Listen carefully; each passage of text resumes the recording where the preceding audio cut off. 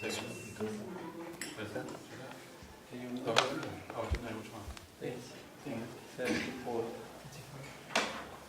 Guru Charana Padma Kevala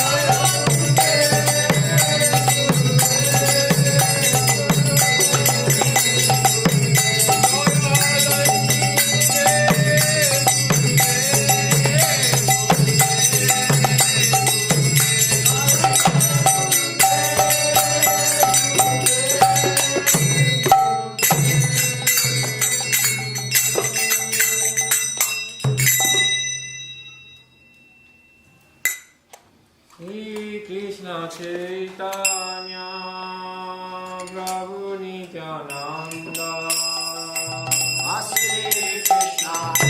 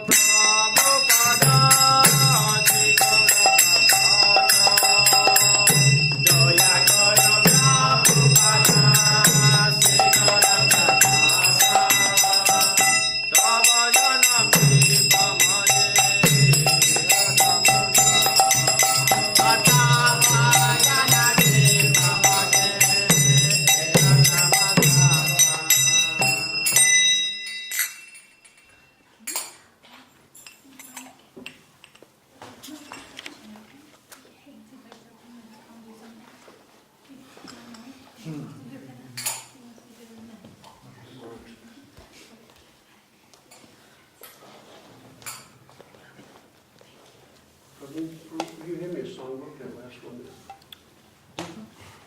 Good. Thank you.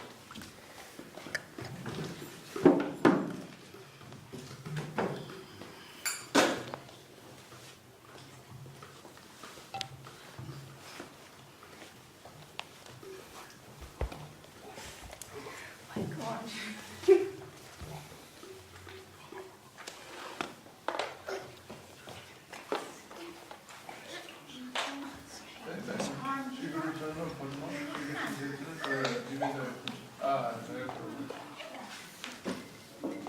Okay.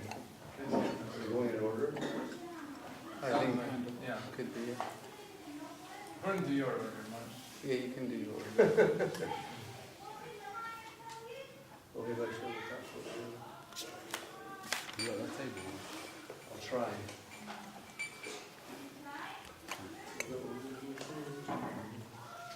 Ohe Vaishnava Thakura, Dvayara Sagara, Edase Karuna Puri.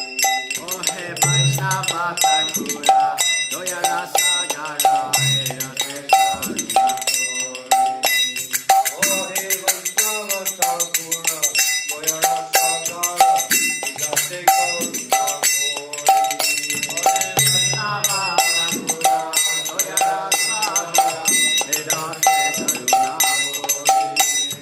Diya Bhadra Chaya, Solahe Amare, Tomara Chaya Dhori.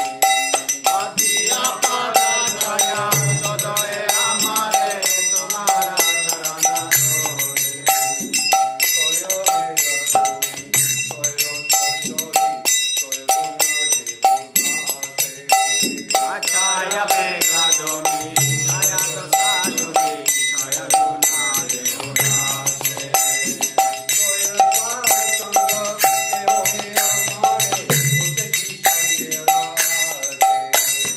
Jai Sa Sangha, Dehoe Amare, Bhakti Gita Ki Amara, Nai Payo Bolo, Parinama Sukhetane. Ae Kagi Amara, Nahi Paya Golo, Harinama Matumi Kripa Gori, Sadavindu Diya, Deho Matumi Kripa Gori, Sadavindu Diya,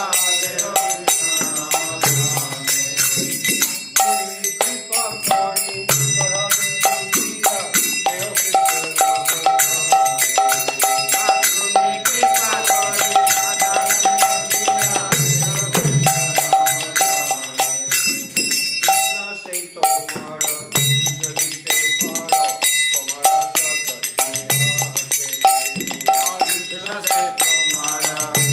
Jite Tomaro, Tomara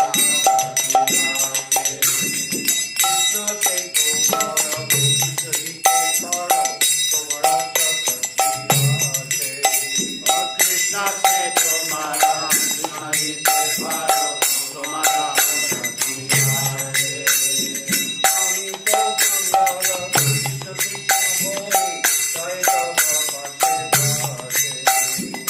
Ami ko kandala, Krishna Krishna Boli, Naika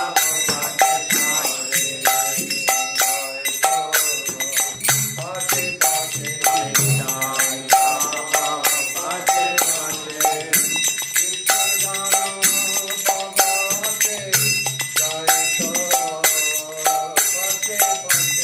Krishna Jana Bhagavate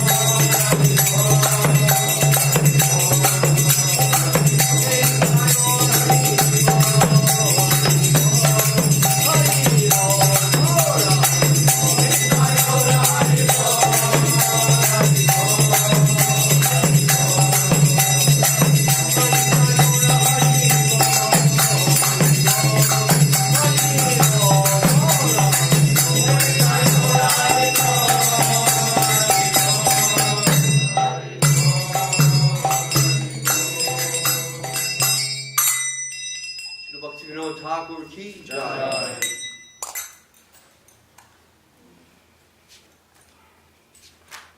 121.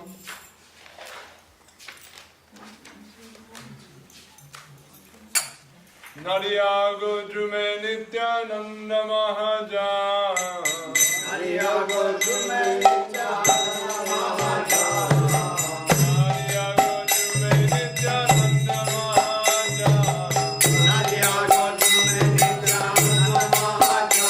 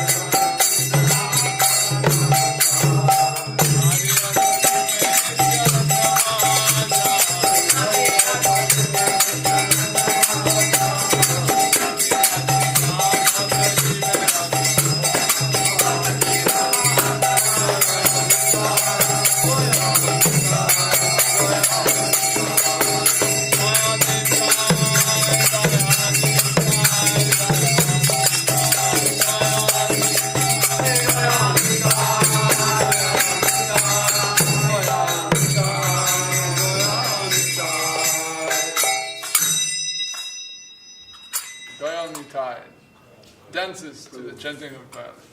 You shared your Chinese book. Huh? Yeah. You guys, yeah, thank you.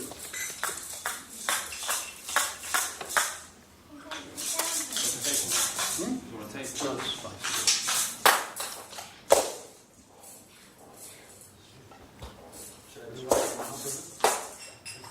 Yeah, as you like. 128. 128. All right. Gaurangera dute pada jardana sampada Gaurangera dute pada jardana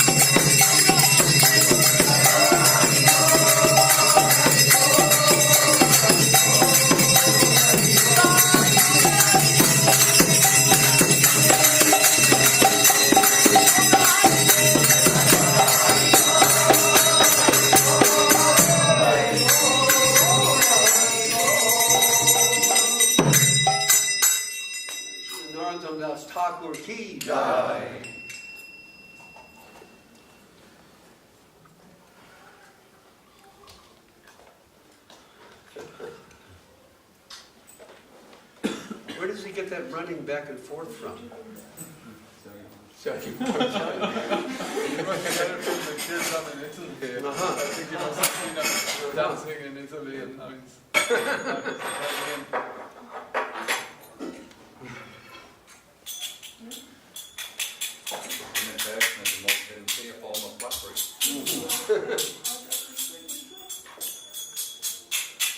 next page, please.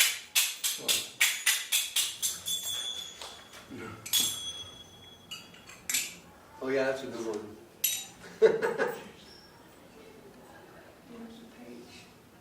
Pick the 130. Oh.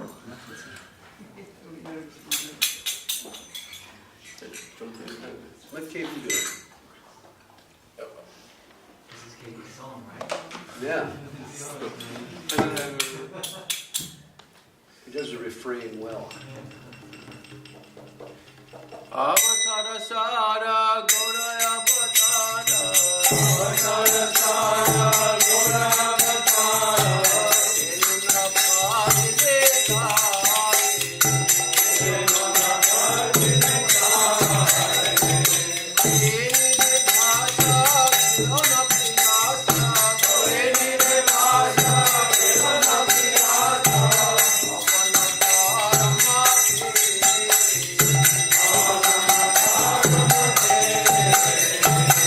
Sakela Tharu Satare Se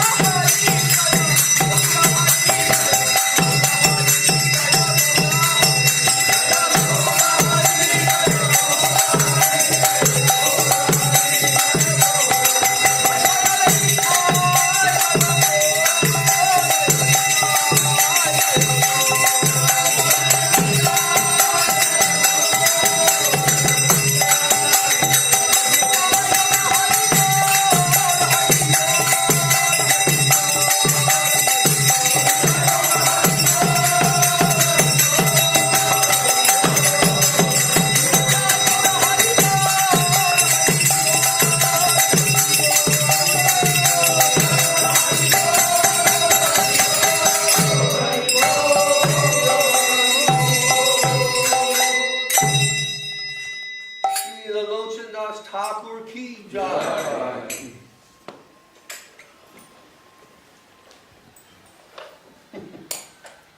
You're going to read it, Mark. Desirous of smelling a sweet scent, I sniffed at what I thought to be a fragrant flower. Alas, that flower was odorless, like the palasha flower. And instead, an insect flew up my nose and bit me. Thinking material life to be sweet like sugar cane, I tried to taste its nectar. Instead, it was like chewing dry wood. In this way, all my attempts at enjoyment were false. Admitting defeat, wasted and worn out, I await the snake of death. Declaring it to be cool and soothing, I have embraced the fire of material life, only to suffer intense misery as if struck by lightning. Worshipping my family and my material life, I forgot Lord Gauranga and didn't listen to the instructions of the saints. Now in my final days I realize I have died twice. For not only am I leaving this mortal body, but I am also dead while living, having wasted my life in material indulgence. Sri Lochanas Thakur ki jai. There's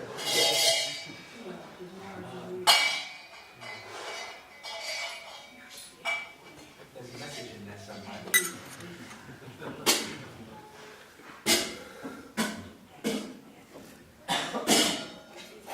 Dhanyavad Maharaj. Welcome. Would you like to listen? Which one is it? It's open. It's saying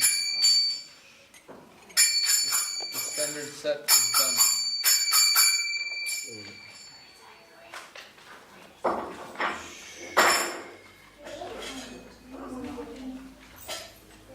Page 128.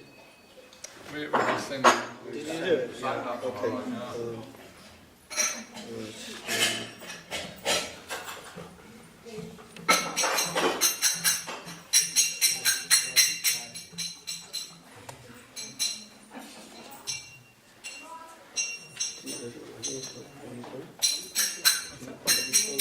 Yes. Yeah. How long have we got then? If I do that, but it's quite long. Which one is it? Is there any time limit before the... No, we have time. We still have time. Yeah, 148.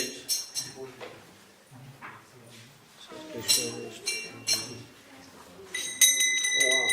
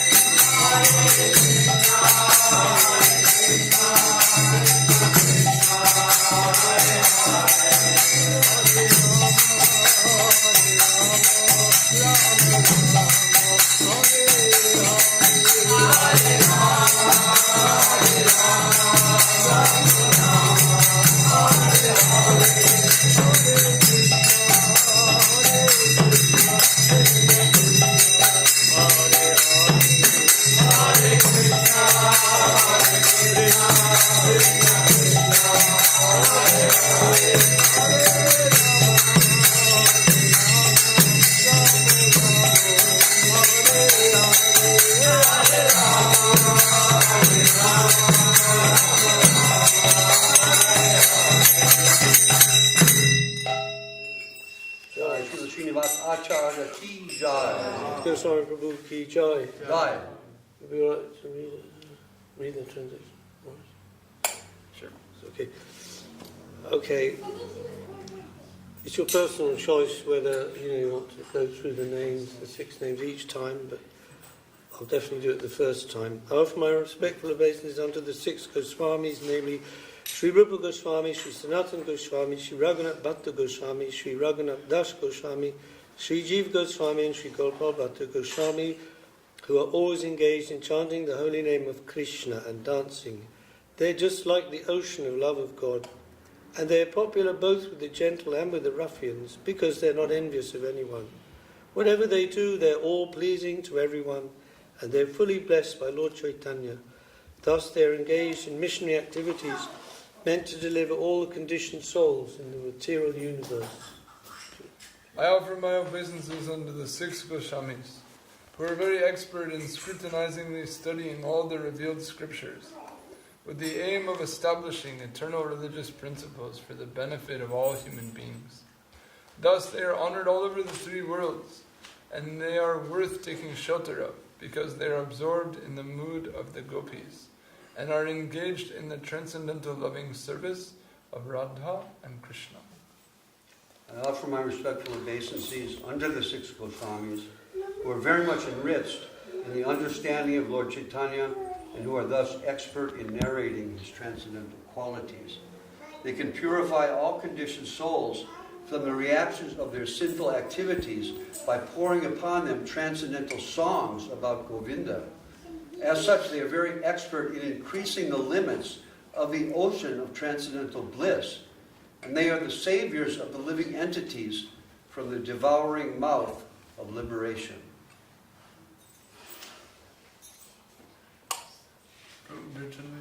I offer my respectful obeisances unto the 6 Goswamis,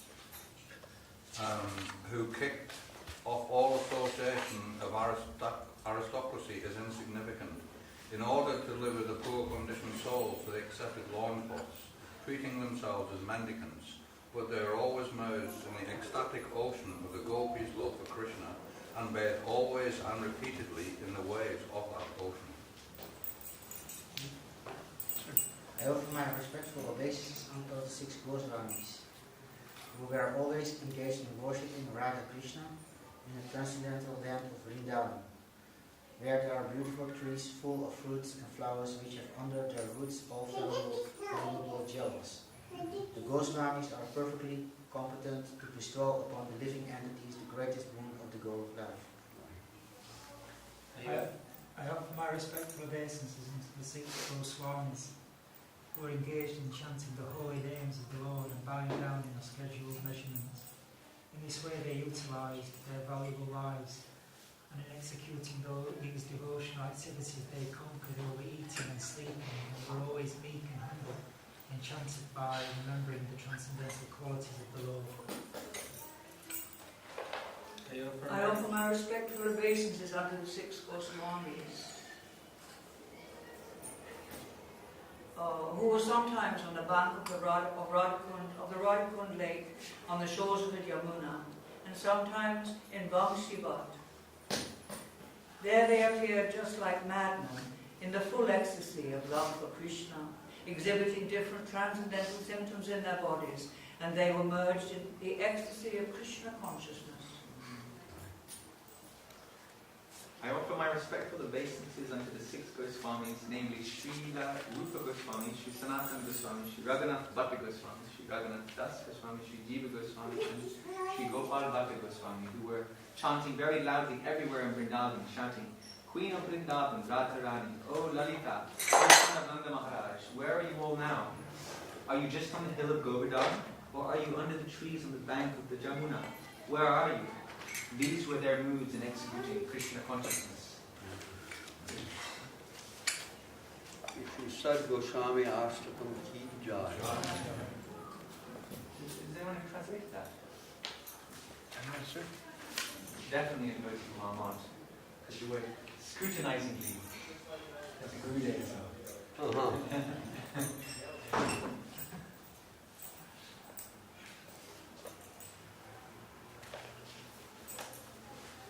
Is that true? Can you song? I'm not sure. 270. 207? Yes. No, 270. 270. Shodavagata saranarenu vajanayanu Shodavagata saranarenu vajanayanu Shodavagata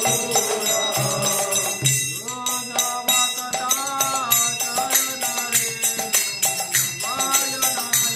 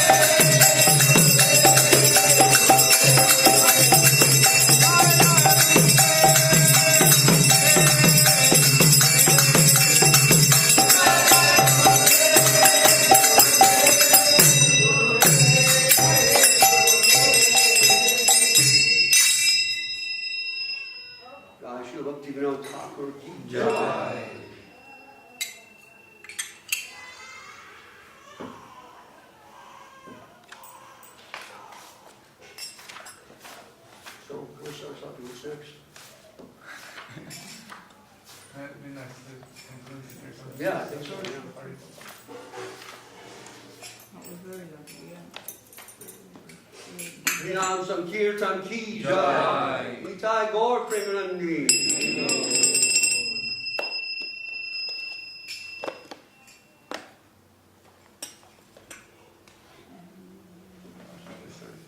So we'd like to welcome all the Vaishnavas, all the sincere seekers, all the people aspiring after understanding about the position of Lord Krishna and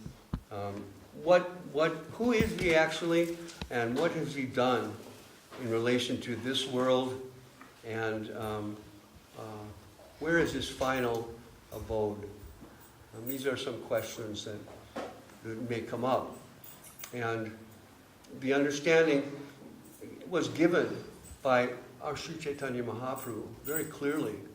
Krishna himself descended 5,000 years ago, and there's many stories behind his descent and his pastimes, which the other sannyasis can tell. But I just want to say that the mercy of Sri Krishna was that he descended. This is according to Krishnadas Kaviraj Goswami, and Maharaj touched on it this morning also, that he descended to display his transcendental pastimes to show us that there's a plane of experience in the spiritual world that is accessible to us and has a fulfillment of inner desire there. Reciprocation, love, fun, playing, so many things are there in Krishna's pastimes. Therefore, by seeing these pastimes and hearing about them from Kaviraj Goswami and the Srimad Bhagavatam and elsewhere, we can gradually come to the conclusion that the spiritual realm and the spiritual activities of the spiritual world are superior to the material world and the material activities. Gradually we'll be purified, gradually we'll come to this conclusion. Kaviraj Goswami tells us that Krishna descended, but the secret of his pastimes and the exhibition of his loving affairs wasn't revealed, it was kept sealed. But Sri Chaitanya Mahaprabhu came and unsealed that and distributed it widely so that people could feel in their hearts the happiness and the joy of spiritual experience, of realizing that I am the soul within this body. My position is eternally in relation to the complete whole, Sri Krishna. And what is the nature of that relationship? It's a nature of servitorship.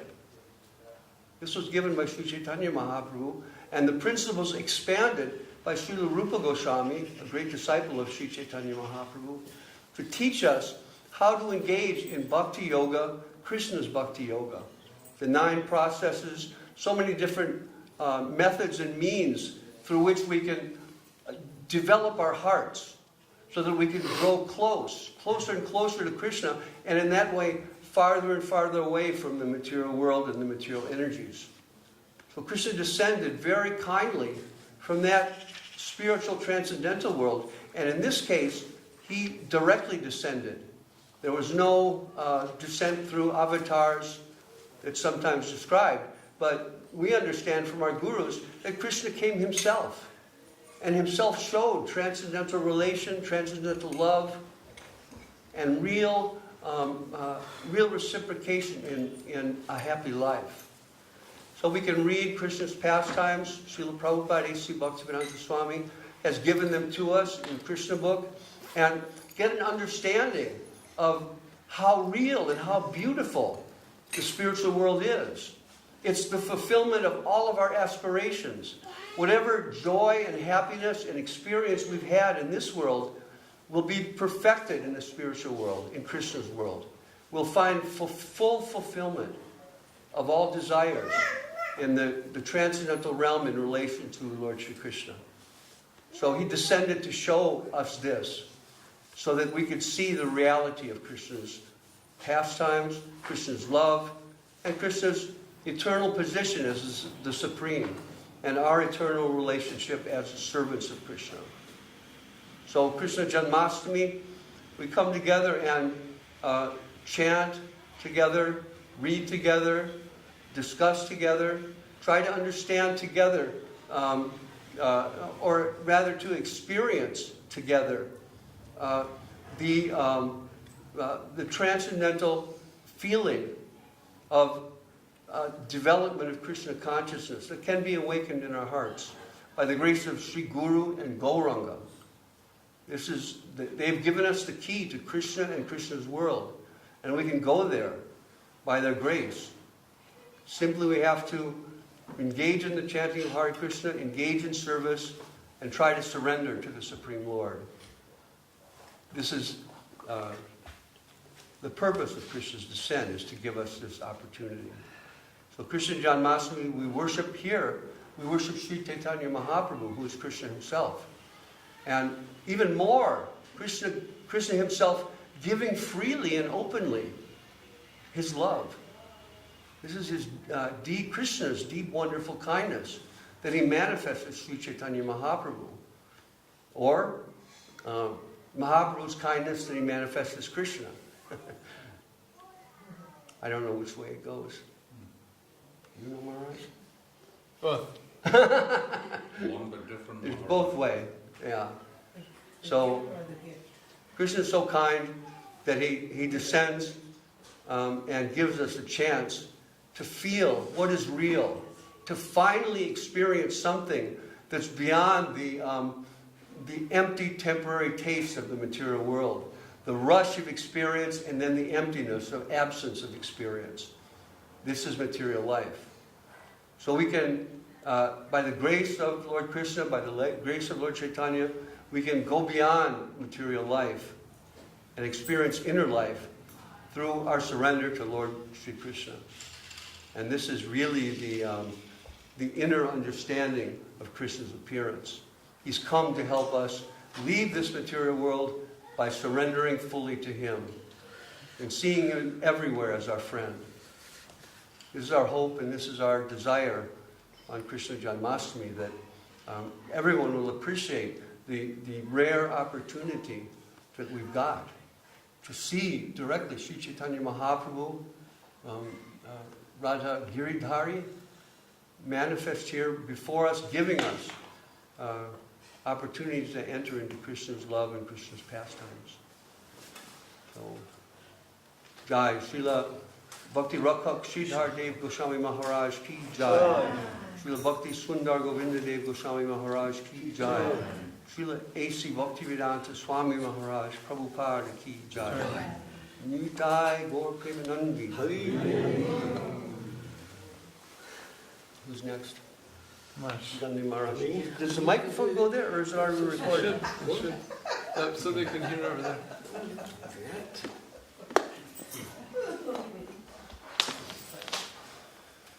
Okay, I'll start. Where is everyone? Doing service in the kitchen and কোথায় গেল? কথা শুনতে আসতে হবে তো। They're drying off after the kirtan. Om Jnanatimirandasya Jnananjana Shalakaya Chakshurunmilitam Jena Tasmai Sri Gurave Namaha Panchakalpatarubhascha Kripa Sindhuvevacha Bhatidanam Bhavanebhyo Vaishnavebhyo Namo Namaha.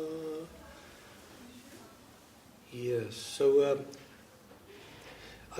I had brought Sri Rupa Goswami's mighty tome, Sri Bhakti Rasamrita Sindhu, and I was sort of intending to read some verses from that about the qualities of Lord Krishna, just from the first part, but as Maharaj has kind of started in a kind of informal way, so I'll continue. When I first saw the Krishna book, of course that was the first book printed in the Western world about Krishna consciousness. Maybe there had been some leaflets and things, the peace formula, a few small things before that, but an actual full-size hardcover book printed Dai Nippon Press in Japan. I don't know how many thousand copies were there. But at that time, Srila Prabhupada was very, very eager that this should be come out for the attention of the public.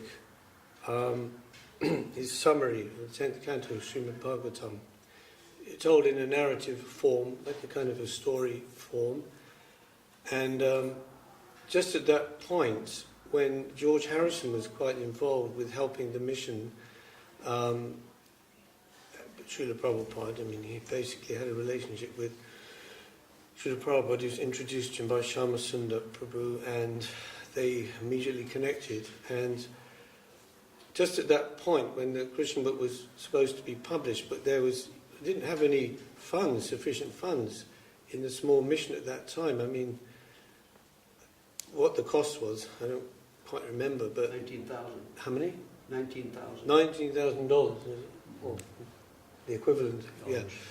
So just at that point, George Harrison had already paid for the large marble slab of best quality Italian marble that is now still in the Temple of Radha Londonishvara in Soho Street.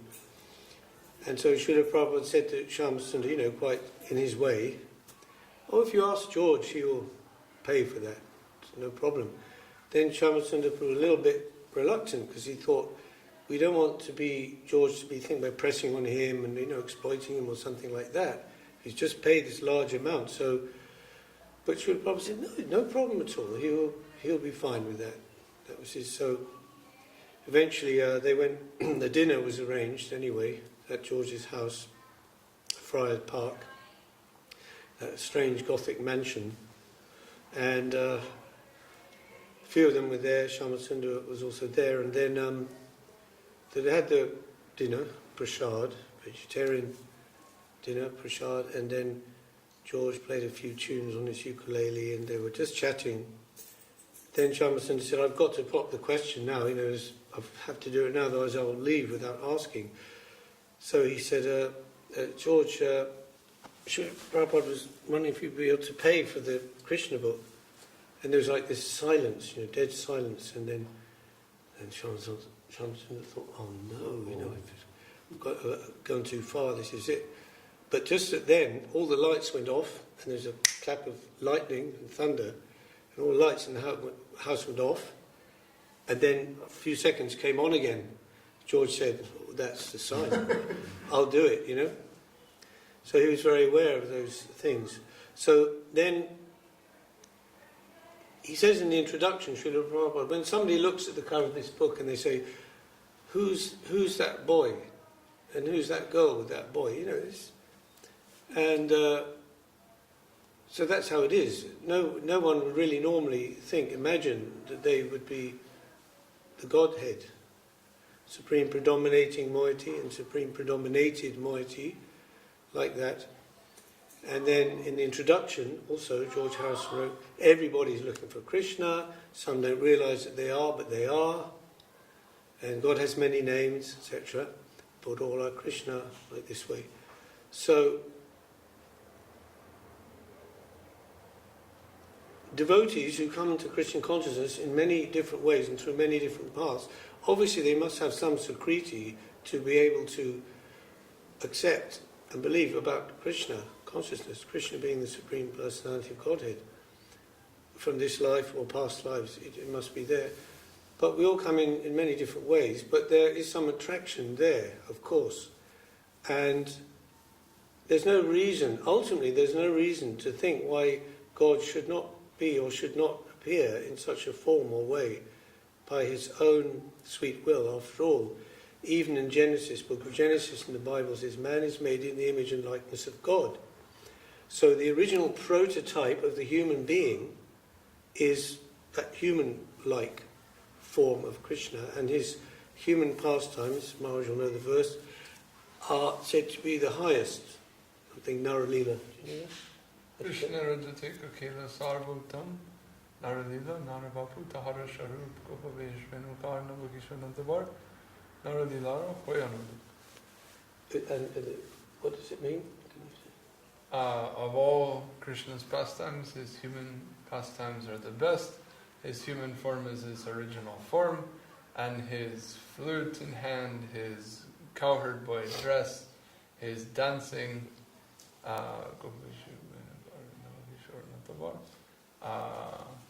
these four qualities perfectly suit this human-like form that he has. So, one time Srila Guru Maharaj was saying that this is it's a sweet ornament of Krishna particularly. He's neither in the very extreme. When we think of God or the Godhead, we think of something very extreme, like very, very huge, so infinitely big you couldn't imagine it. That's something like Brahman, right? Brihad Uttama, the bigger than the biggest. Or then we might think, but then he's also so small, smaller than the smallest, able to enter into the atom, Param Anu, Param Atma, right? But Krishna, medium-sized, like human being. It's very normal. So that would be neglected, or that would be just passed over. Oh, that can't be God. Even Lord Brahma himself, the great Lord Brahma, grandfather of our Sampradaya, was put into illusion by thinking, how can this boy... No, I know my Lord Narayan, yes.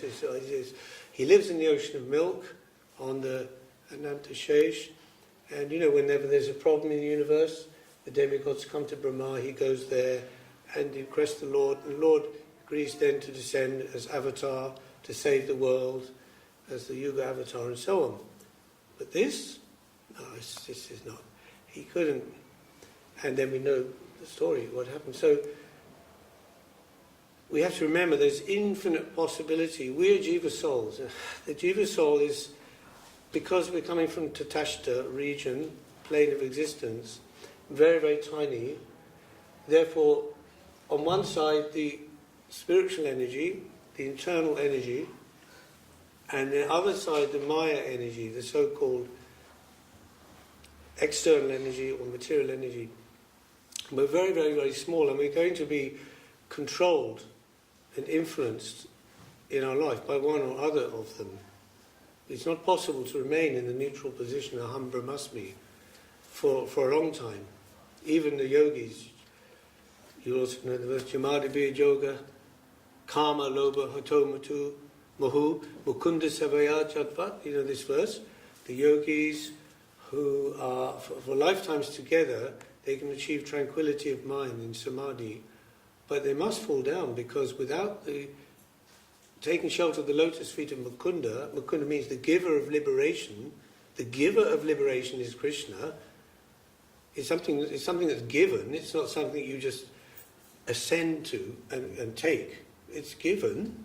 So the real liberation of the soul, it means in the eternal service of the Lord in Vrindavan, etc.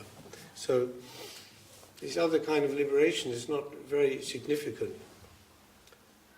And he mentions Rupa Goswami in his Bhakti Yoga Institute when describing the symptoms of devotional service, and he mentions 6 things.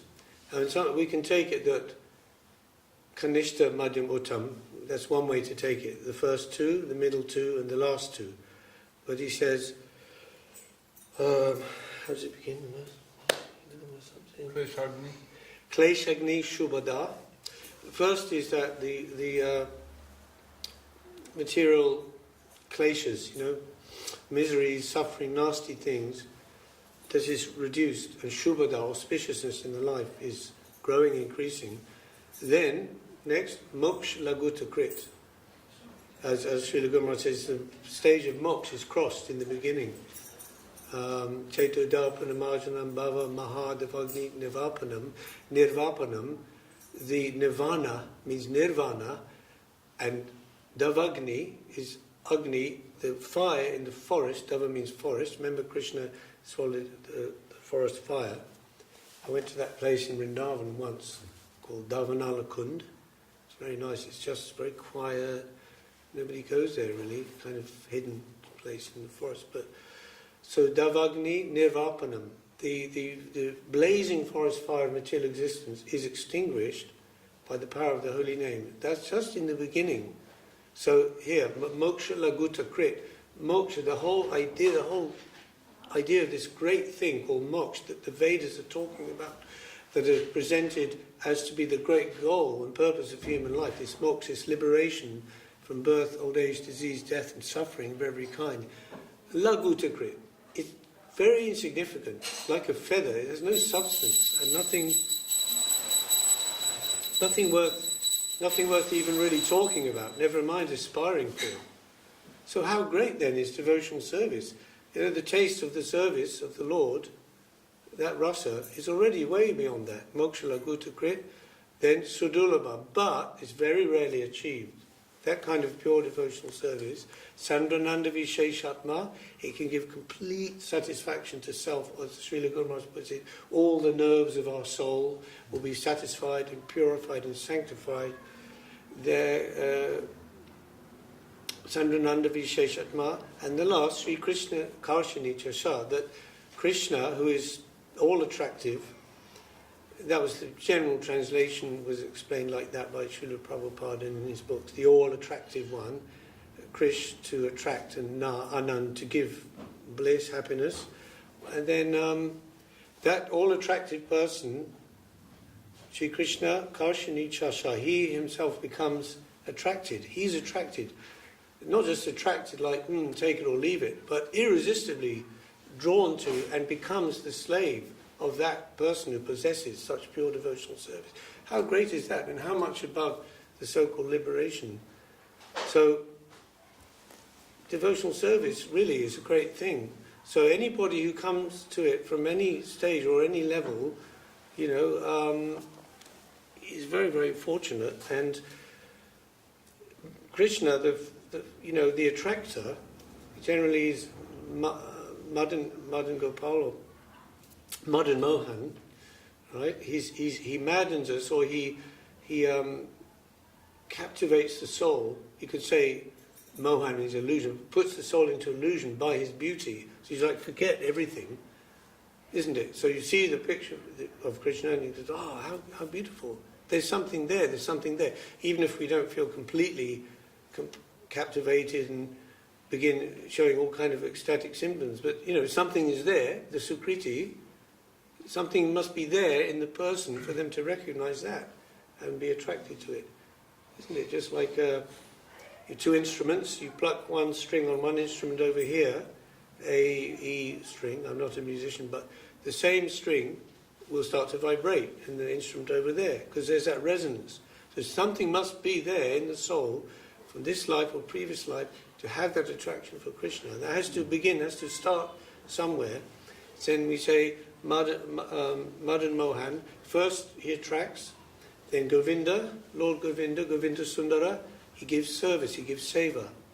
So in the beginning it's just attraction, like, yogis meditate, Paramatma, then Vasudeva, Krishna, sort of without Shakti, near Shakti, Krishna alone. Like as Guru Maharaj said, that's not the real Krishna, we worship Radha Krishna, but then there's attraction and that contemplation, that adoration, but no seva as such. Then Govinda, he draws our seva, our service, and then he gives, as Gopinath, he gives us the prema, the love, the prayojan, the final goal, end of life. That's mentioned in the mantra, in the Gayatri mantra, we say so. So this is all about Krishna today, Lord Krishna's appearance, and this appearance today. We say birthday, but that's not really a thing, saying appearing and or manifesting to our vision and disappearing. But in ordinary human sense, birthday. It's appeared as the son of Mother Yashoda and Nanda Maharaj. So everybody knows who's Krishna's mother and father, right? Because there's many people in India called Krishna, Govinda, different. So which Krishna are we talking about? It's Nanda, the son of Nanda Maharaj, Nanda Tanuja. Ai Nanda Tanuja Kinkaram. Yeah, so that's Krishna is the son of Nanda Maharaj and Yashoda. Yasha means famous, fame. She's the most famous because she's the mother of Krishna. And that's today at midnight. So, but here we're having in the sort of earlier version at 7 o'clock, which is the equivalent of midnight, of course. So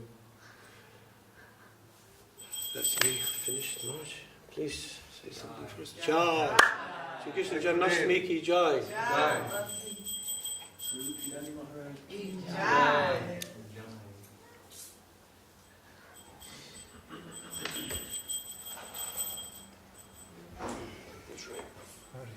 Hare Krishna. Shri Guru Gaura Ganda Govindam Grindanai Saha Bhande Prashadatu Jesham Sagaramba Shubhankara.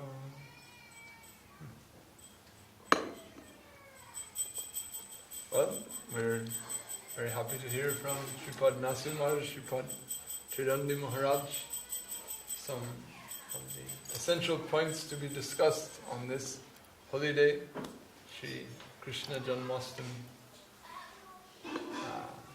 We concluded in our kirtan singing Madhavatiti Bhakti Janani Jatane Palana Kori, that these days of the Lord, they are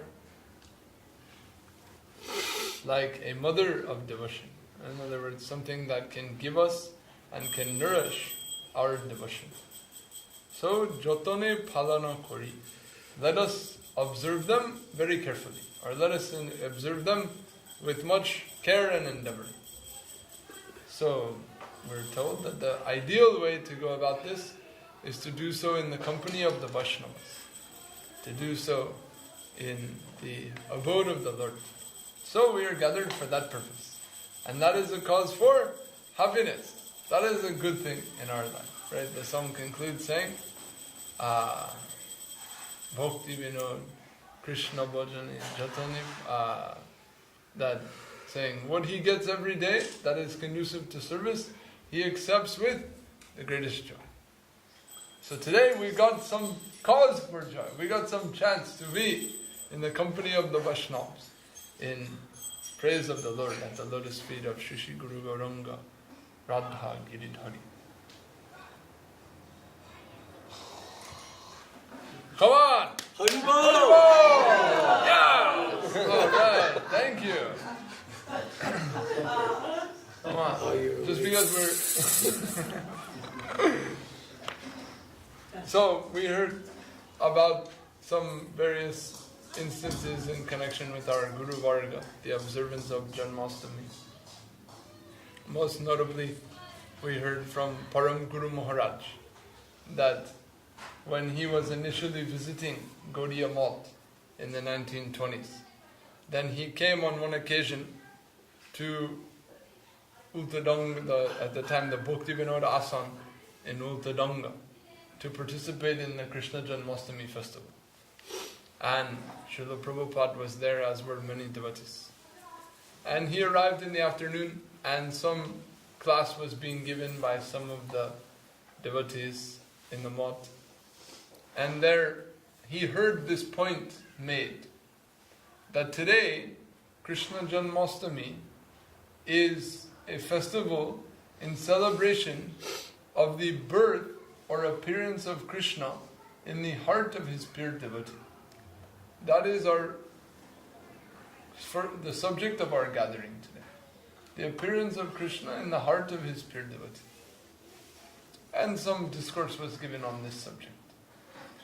Then Guru Maharaj said, I was thinking, Prabhupada is here, he is upstairs. Prabhupada is a pure devotee. So if they're saying that today the celebration will be of Krishna's appearance in the heart of the pure devotee, then Krishna will be appearing in the heart of Prabhupada. So there was some gap between the timing of the classes and the public events, and many of the guests had gone home or gone out of the temple for some time, and Guru Maharaj was waiting. So he decided, I'll go upstairs to Prabhupada's room, and just outside, I won't bother him or go inside, but just I'll wait there. I want to be nearby.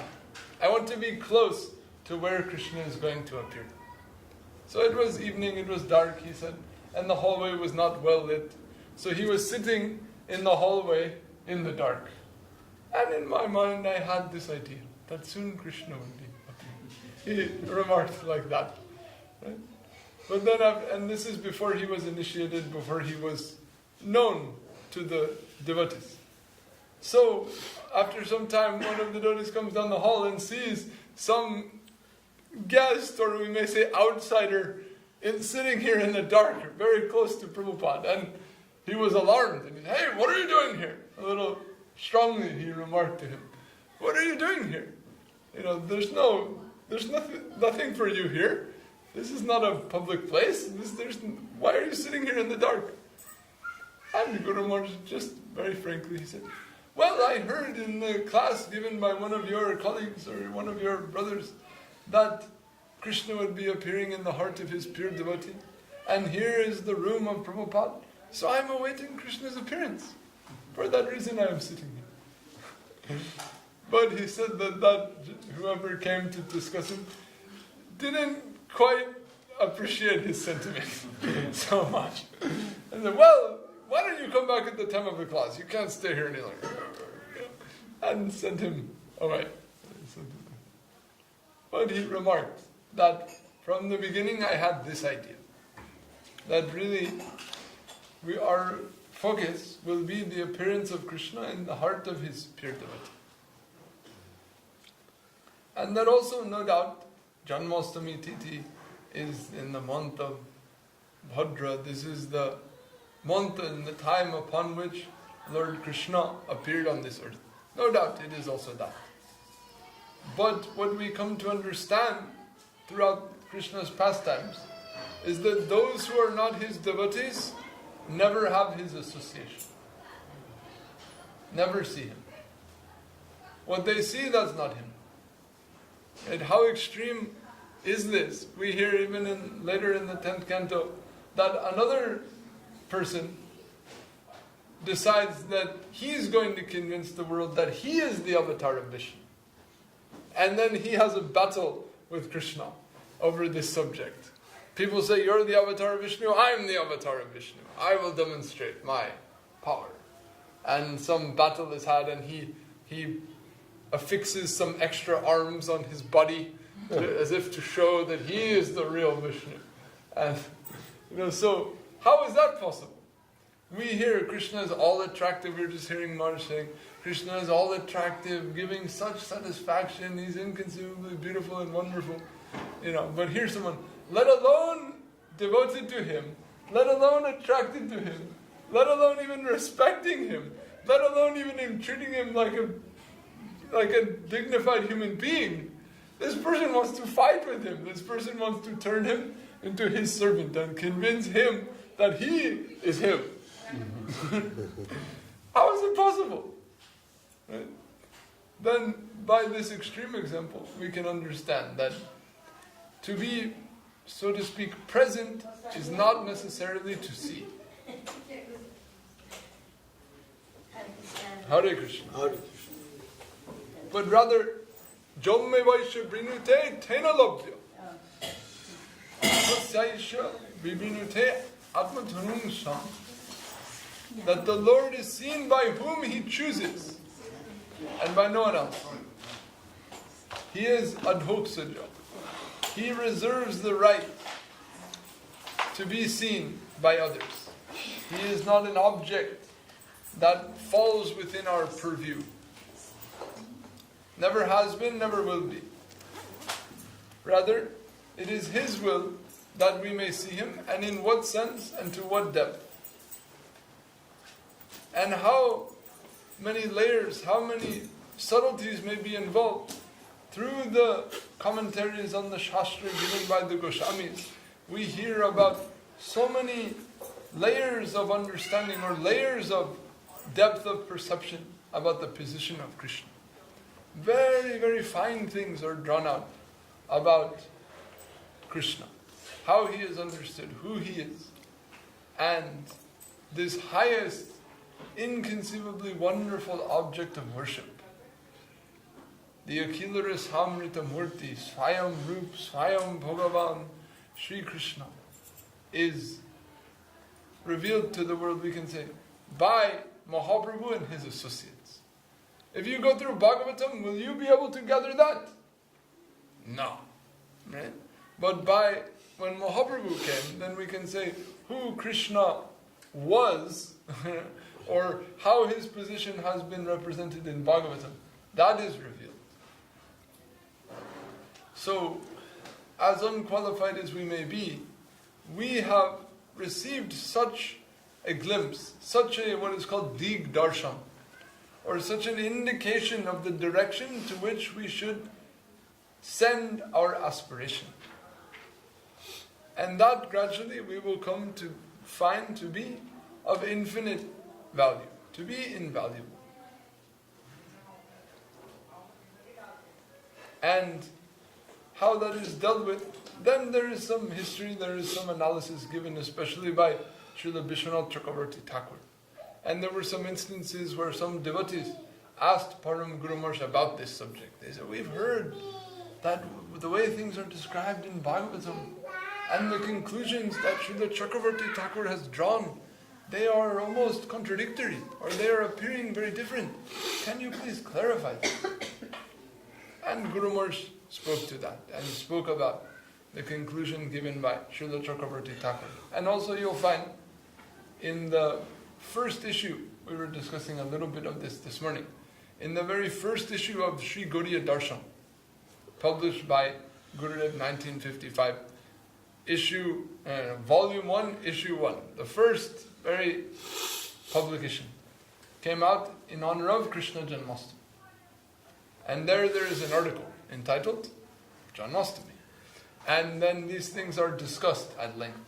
And there also that point is made. So we can say, from the very first publication of the Math for general consumption, this point is made about the position of Krishna. And this point is discussed about whether he is the son of Nanda and Jashoda, or he is the son of Devaki and Vasudeva. And it is explained that the conclusion of Mahaprabhu and the Goswamis is that Krishna is only the son of Nanda, the son of Jashoda. But that this form of his that was prayed to by the gods, as we heard about from Maharaj, that form, who was called upon by the gods, came and appeared to Vasudeva and Devaki, and then merged into the original avatari Krishna temporarily, and then came back out to perform his function when it was necessary. That as Vasudeva and Devaki received the birth of Krishna, so too simultaneously Nanda and Jashoda had a child in Vrindavan at the same time, late at night. In fact, they had two, but they were unaware. In the darkness, in the midst of the childbirth, by the influence of Yoga Maya, Mother Jashoda gave birth to a daughter and a son. And at the same time, Krishna appeared from Devaki. Prior to that, it is said that he first entered the heart of Devaki, and then came into her womb. And it is said before that, he came into the heart of Vasudeva. And it is said even before that, that it was proclaimed that this eighth son of your sister, of Devaki, he will kill Kamsa. And it is said even before that, Vasudeva knew. It is said that at the time that Vasudeva was born, then there was some mysterious music coming from the sky, and it was intimated to him that the Lord would appear as his son. He was told this when he was a boy, and he had remembered it all of his life. How will it be? How will it come to pass? And time passed, and eventually he was married to Devaki, but things got very interesting from the time of their wedding. Right? Because we're told that the general cause for the appearance of the Lord is to relieve the burden of the earth, relieve the burden of sin created by the demons. This is straight how it is told, right? To remove the burden of the difficulties created by demonic people, the Lord comes and set things right. How so? In three ways. By re-establishing what is the way that things should be. Dharma samstapana. By doing away with these persons who are acting contrary to that, and by caring for those who are upholding that.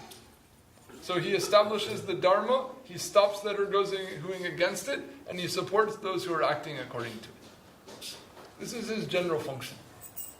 So we're told that at that time, the people were feeling very much oppressed, and the earth herself was feeling very overburdened by these influences. So, as we heard, the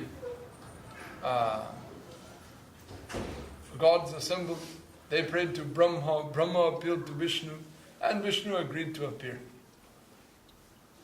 And so from that time, the gods knew that he was going to come. The gods know, he's coming, the Lord is coming, right? And then they know he's going to appear, or the way they understand it, from the womb of Vasudeva Devaki. And so, but they think that this evil king, Kamsa, he's so troublesome.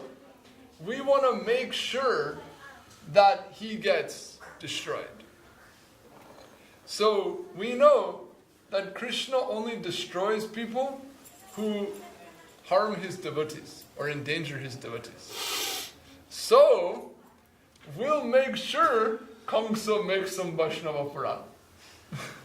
And that way we'll be sure that he's finished.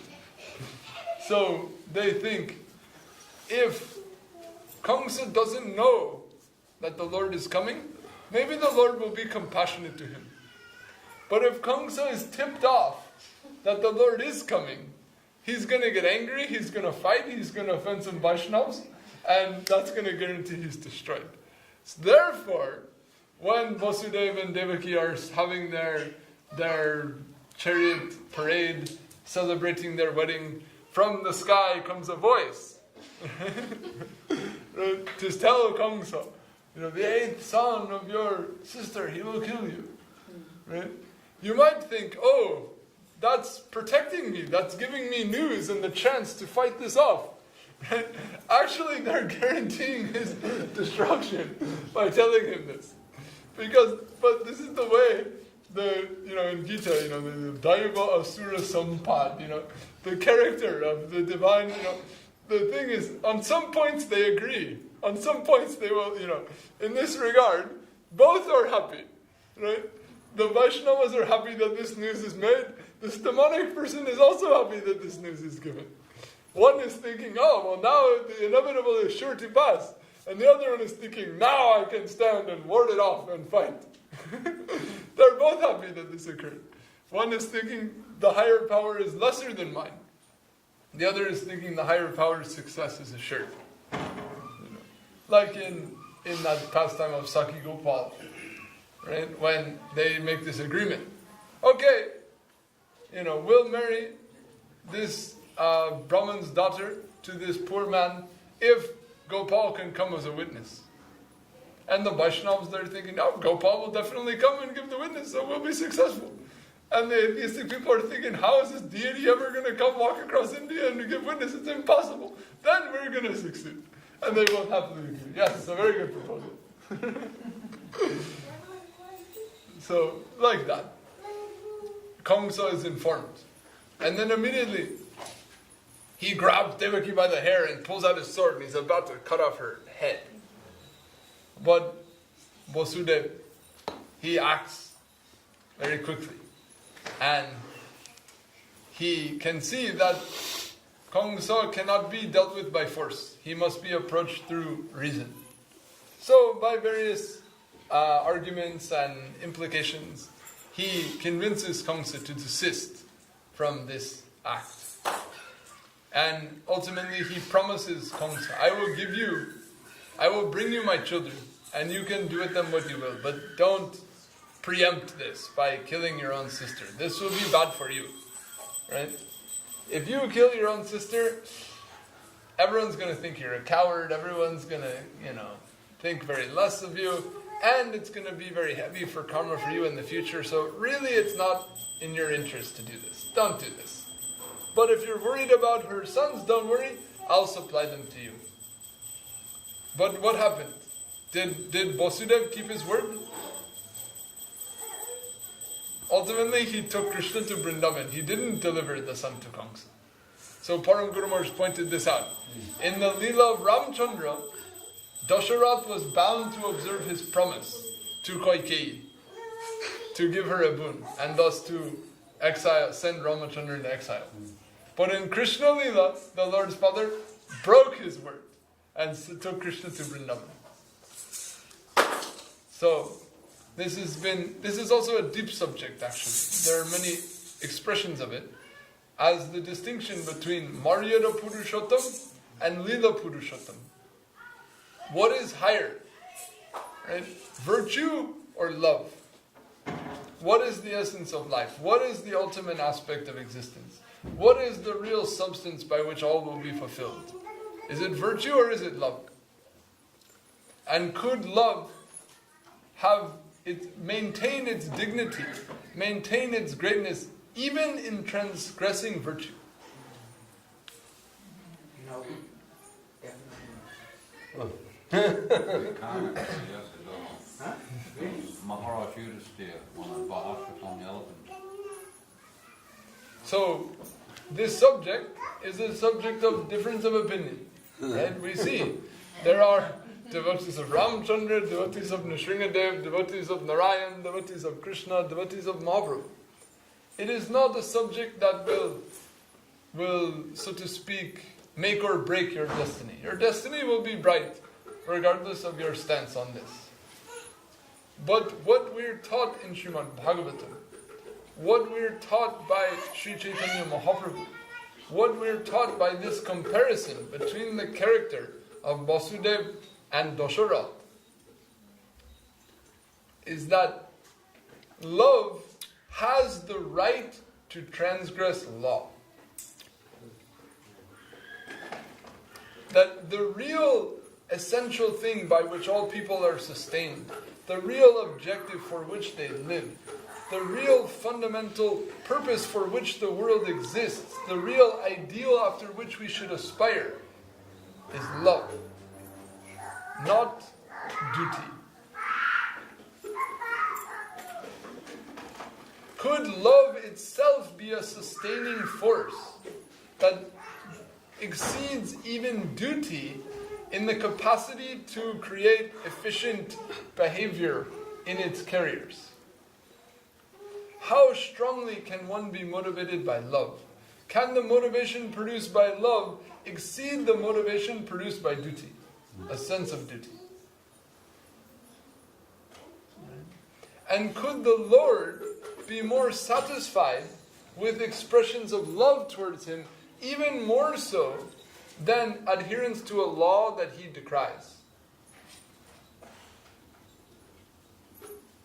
These are deep questions. They are ongoing subjects. And we may join a group or follow a guru or externally align ourselves or have allegiance to one line of thought on this. But we need to really feel these things.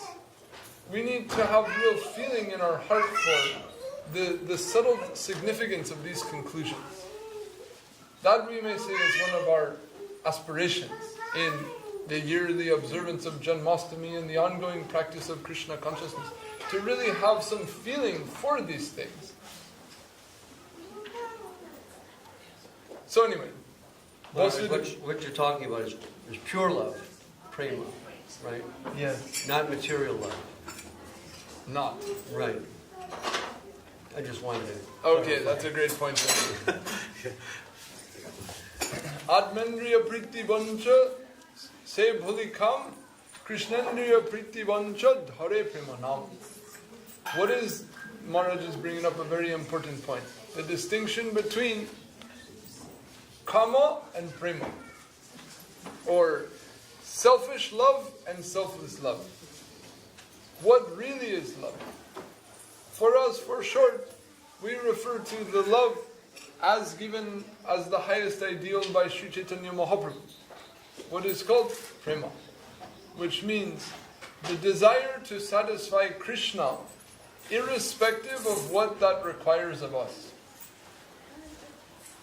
Pleasure, pain, high, low, fame, infamy, whatever may be required of me, so as to supply even the least satisfaction to him, such determination, such dedication is called prema.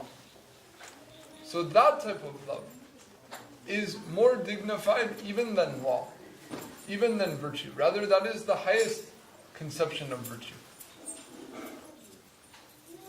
That it is not that we do what we do because it ought to be done, but rather we do what we do because we feel within our heart the desire to satisfy He from whom all things come.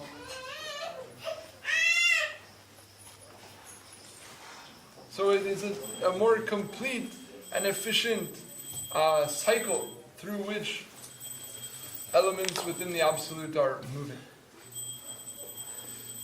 Anyhow, if you would just not follow, what you're saying, calling virtue, you mean like morality and the rules and regulations of all of that, without the prema, that's very dangerous, isn't it? So the thing is that if somebody has prema, then that's the qualification to do that. Yeah, just so everybody knows, sure they know.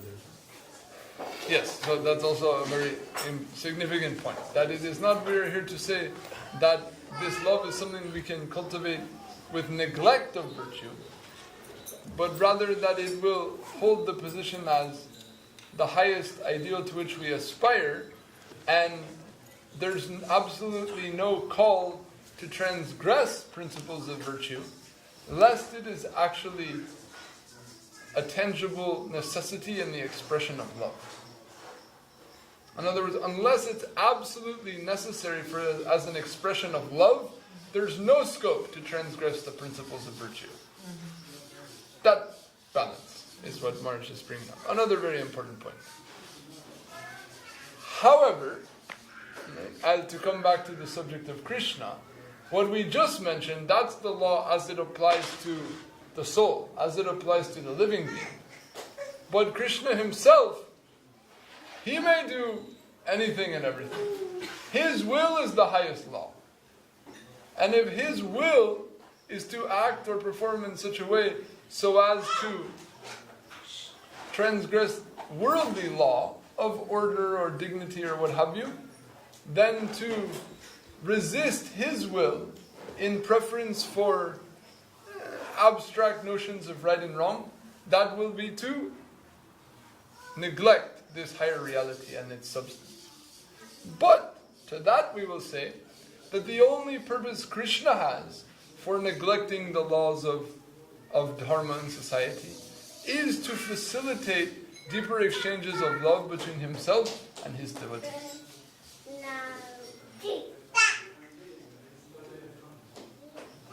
Which brings us to, in the Gaudiya Sampradaya, the real purpose for Krishna's appearance. In the Gita we hear, to establish the Dharma, to support those who follow the Dharma, to stop those who don't, the Lord appears, age after age. Right? Whenever there is an uprising, an adharma, a necessity to establish the Dharma, I come. But we hear that these things, they don't describe Krishna himself. When he's saying this, he means my various avatars come and perform such functions. But I myself, that is not my purpose. Rather, we can say that beyond the notion of establishing Dharma, if we interpret here Dharma to mean conventional laws of virtue, then the purpose of Krishna's purpose in coming to the world is to share with the people of this world the beauty of his love, the opportunity to exchange love with him. That is his purpose. So, Krishna appears on Janmashtami, we celebrate that purpose of Krishna's appearance. Of course, we celebrate them all. But this will be the focus. That he came to, with unconditional grace, to share with the world the quality of love that he relishes in the midst of his most intimate and exalted eternal associates. And that out of his compassion, out of his desire to exchange this love with more and more fortunate souls. He's on a tour. Joy. I don't have to move. Jai Guru Raj. And he doesn't travel town to town or country to country. He travels Brahmanda to Brahmanda, universe to universe. He travels. And he doesn't travel alone. He travels with his whole entourage. And he travels with all his own paraphernalia, his own abode, everything. So we're told in Chaitanya Charitamrita that Krishna's Leela is eternally going on. In this particular universe, it withdrew from here approximately 5,000 years ago. And the moment it withdrew, it started again in another universe. And it ran for 125 years, and then it went to the next one, and it ran its show for 125 years, and then it went to the next one, and it's touring, universe after universe after universe. So at any moment in the time scale of this universe, if we're talking about Krishna blessing Putana, or breaking the cart that he was placed under, or dancing on the heads of the serpent of Kaliya, somewhere in all these Brahmandas that are floating around the body of Mahavir, somewhere that's going on right now. That Leela is ever present, it's live. Right? Like we have this live broadcasting system, and this talk is going on, and it can be seen anywhere, anyone who's connecting to it. Then we may say that Krishna's Leela is going on. Somewhere that phase of the broadcast is taking place.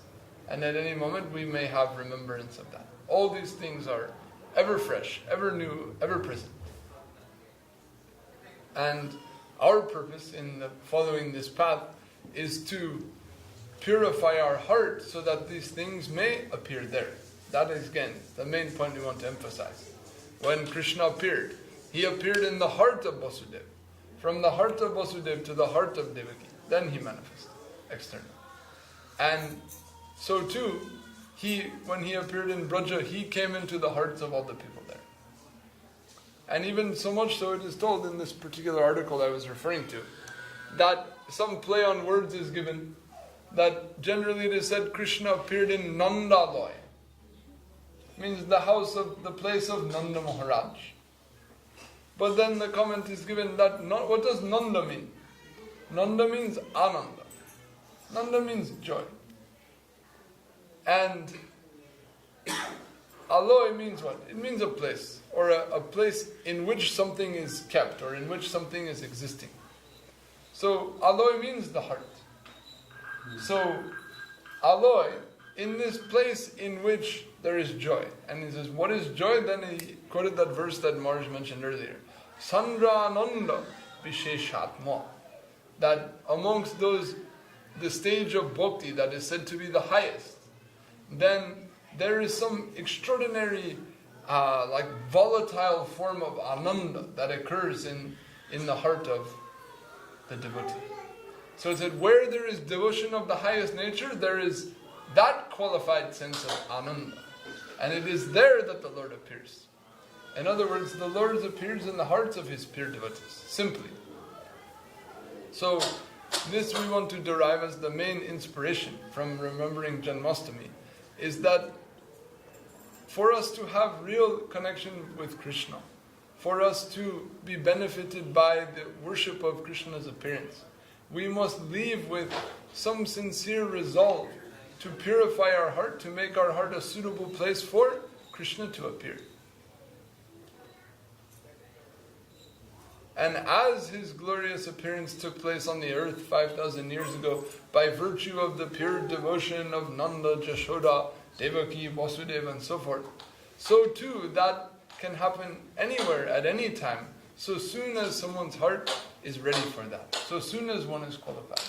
There is no restriction, there is no waiting for the particular titi or jog or this or that. Anywhere and anywhere, it may happen, when the conditions are right. But anyhow,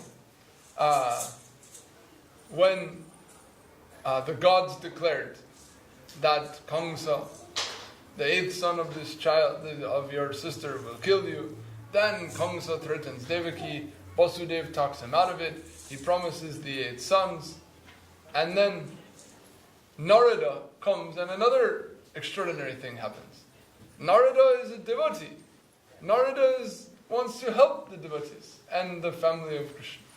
But he comes to Kamsa and he says, oh, you're going to wait for the 8th child of Devaki and then attack. How do you know which one is the 8th?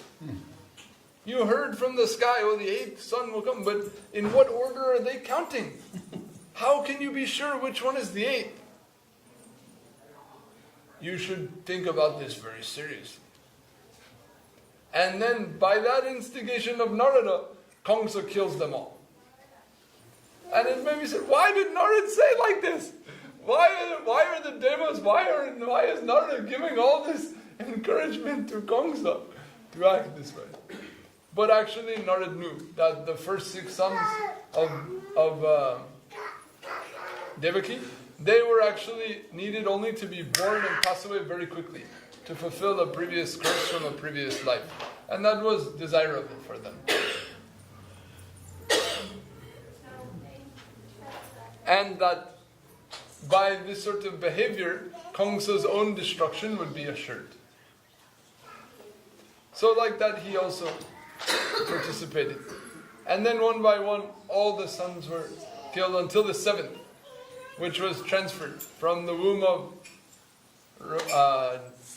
Devaki to Rohini. And he appeared as Balaram prior to Krishna. Why?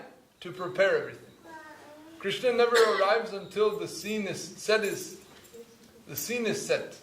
Until everything is in place for his Leela.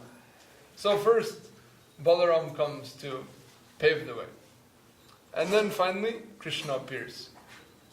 But we're told that when Krishna appears, he appears first in the heart, then he assumes this 4-armed Vishnu form, and thereafter assumes the form of a Prakrita Shishu, or a almost ordinary boy.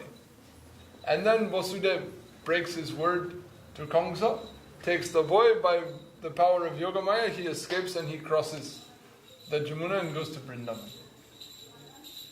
And in doing so, it is said that as he crossed the Jamuna, he slipped a little bit and he dropped the boy. And then found him and picked him back up. Was it the same boy? So it is commented, that is significant. And it is also told, after 14 years when Krishna and Balaram go to Mathura, they bathe in the Jamuna on the way out.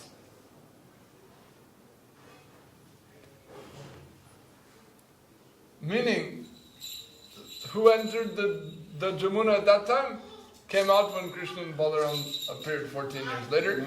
And he who is in Vrindavan never left Vrindavan.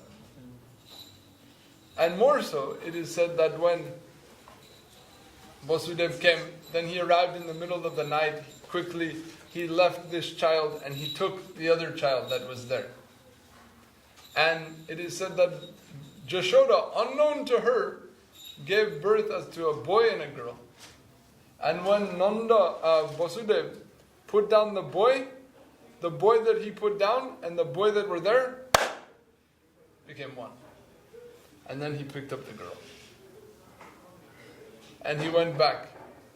But it is said that when he went back, the child that had been born was Yogamaya. But when he went back, he assumed the form of Mahamaya. And then when he came back, Kamsa came and said, what? Do the gods lie? The 8th son of Devaki will kill me, and now she's given birth to a daughter. What is this? And then he grabs the child. Just as he tries to grab her, she is Kadayani, the fearsome form of Mahamaya, and flies in the sky and terrifies him. Right? Because Yogamaya has no business with Kamsa. Mahamaya? Durga. Yes. It's Mahamaya. Yes. And at that time, she explains her position and her names. Katyayani, Durga, etc. Yogamaya will never bother with a demon. This is some outward function performed by Mahamaya. So she tells him, your destruction is assured. You're finished. and disappears. And then he's shocked. What's going on and everything. So then he tries his infanticide campaign, kill every child in the land of Braja. And with that, the Leela begins. With tension, with drama, with danger. And thereafter, these things happen. But meanwhile, this took place at midnight. So that day, no one had a festival, no one celebrated, nothing happened. Until the very late at night, the baby was born. So no one in the village found out that Krishna was born until the next day. So the festival celebrating Janmashtami is the next day, when everybody gathers and there's a new child and there's a celebration. So therefore, the Vaishnavas, on this day, they observe fasting and they observe focused engagement in worship of Krishna. And tomorrow they cook a grand celebration, in remembrance of the people of Braja and distribute prasadam in a liberal spirit, right? As Nanda Maharaj did. But still, from this time, although all this took place, it was not well known. And for most of the part, it was thought, even by Vasudeva and Devaki, that Krishna is the son of Vasudeva and Devaki. Jashoda is thinking Krishna is the son of Devaki, maybe. Even though actually Krishna is eternally her son. Why? Right? Because the constant presence of Krishna possibly leaving intensifies the feeling of necessity to serve him.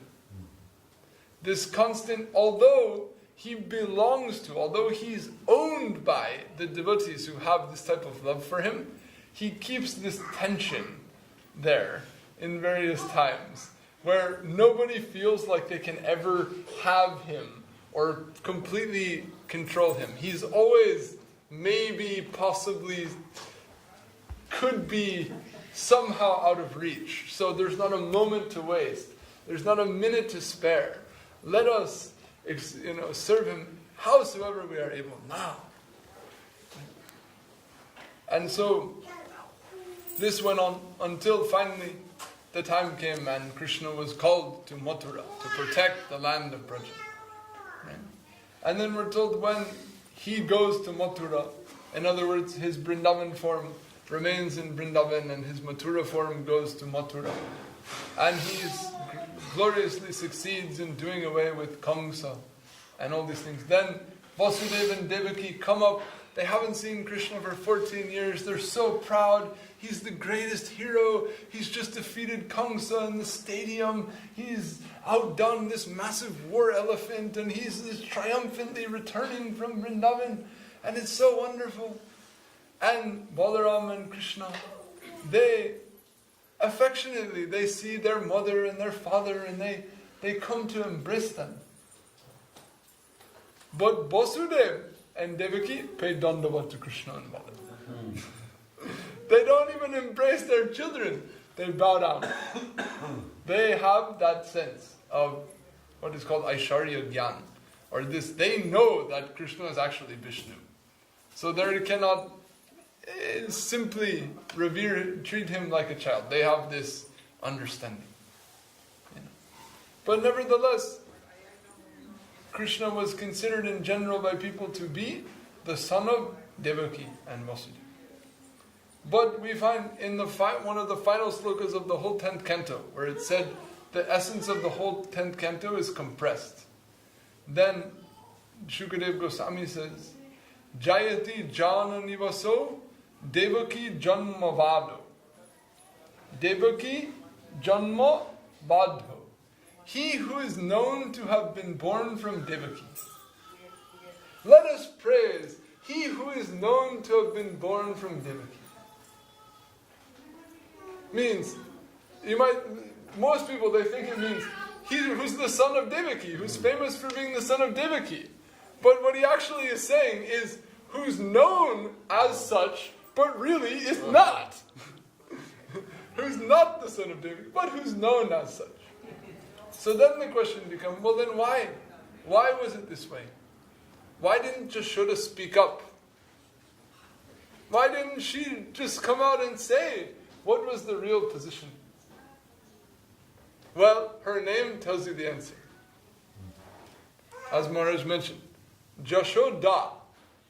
Jasho means fame, and Da means to give. So Jashoda means she who gave the fame of being Krishna's mom to someone else. She is known as Jashoda, the fame giver. She didn't keep the fame, she gave it. So, but you may say, in exchange for that, what did she get? She got to be Krishna's mom. So, Amanina Manadena Kirtaniya Sada Hari. Let us give honor to others without expecting it in return, and therein we'll have the chance to serve and glorify Krishna.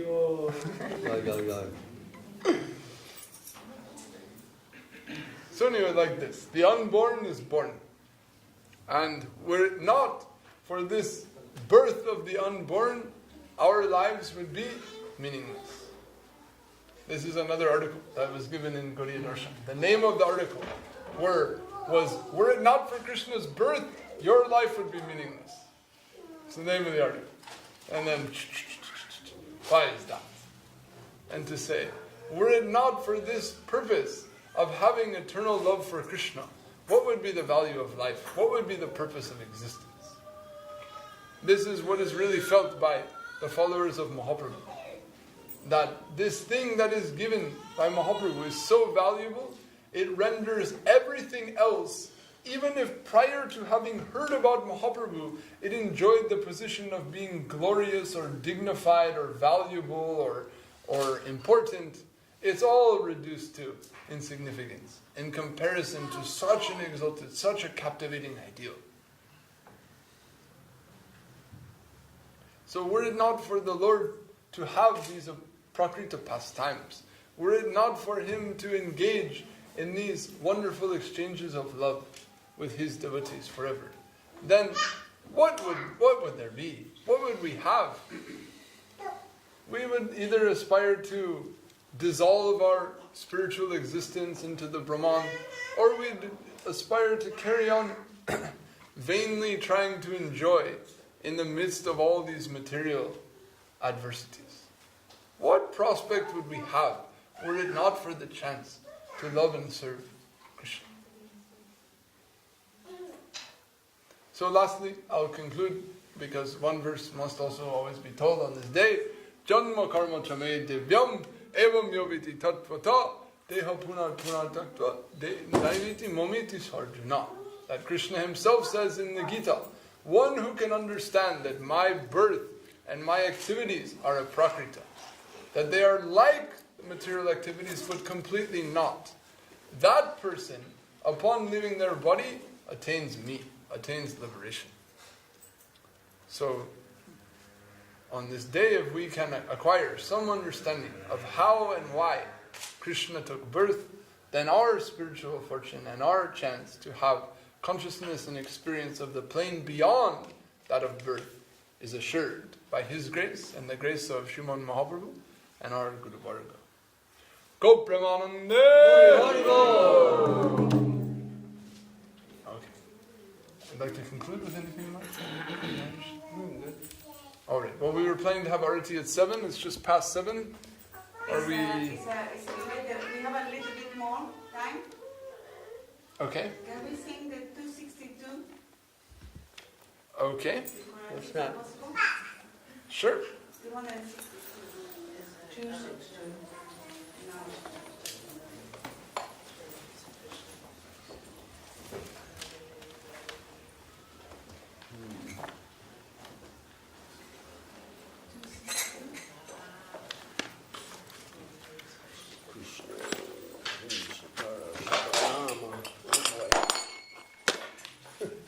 This is going to be a long one.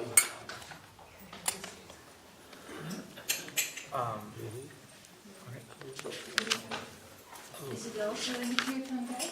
Yes. We're already there. Would you like to chant, Marsh? I don't know. Shall I, Marsh? 262. Nagare Nagare Gora Gai,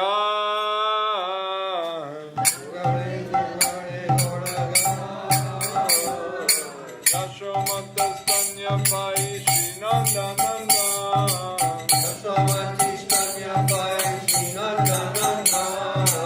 Indra Nila Mani Braja Janera Jiva,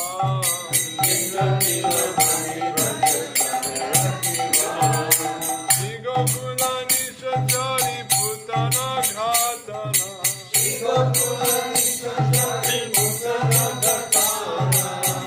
Dushtatina Varta Hanta Shakata Vanjana,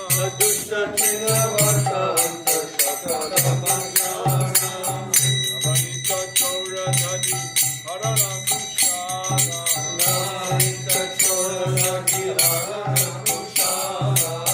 Jamala Arjuna Bandi Govinda Gopal,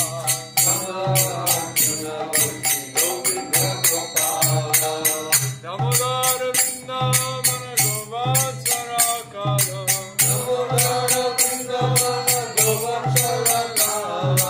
Vatsa Surandaka Hari Jajanapa,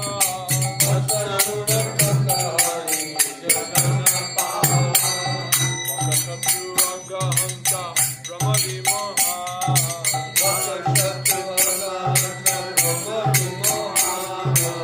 Dhenukana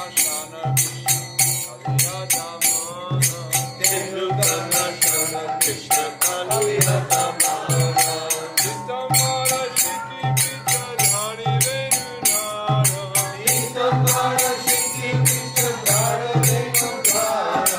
Mandira Kanana Dida Navanadahara,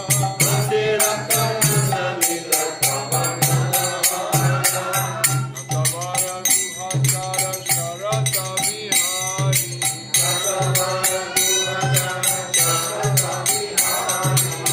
Balavi Balabhavena Sopi Vashahari,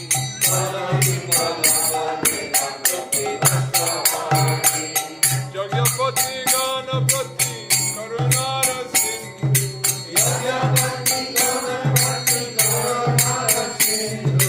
Govardhana Jigmadha Sadavasi Bandhu,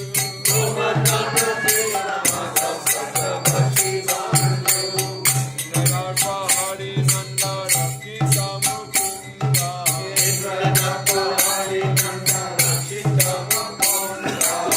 Shri Gopi Vallabharasa Shri Rakhananda,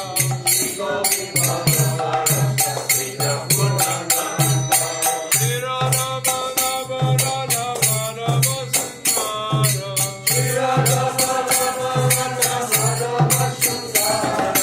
Kavi Kavi Shaki Adi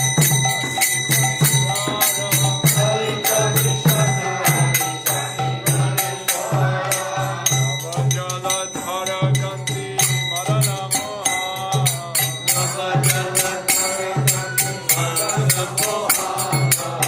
Parama Vismera Mukha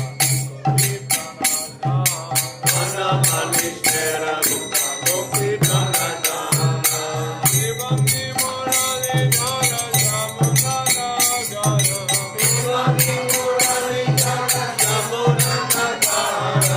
Radha Kunda Ranganeta Vasira Sagara,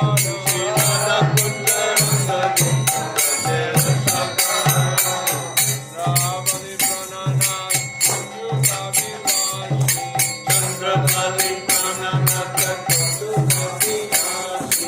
Radha Man Sudam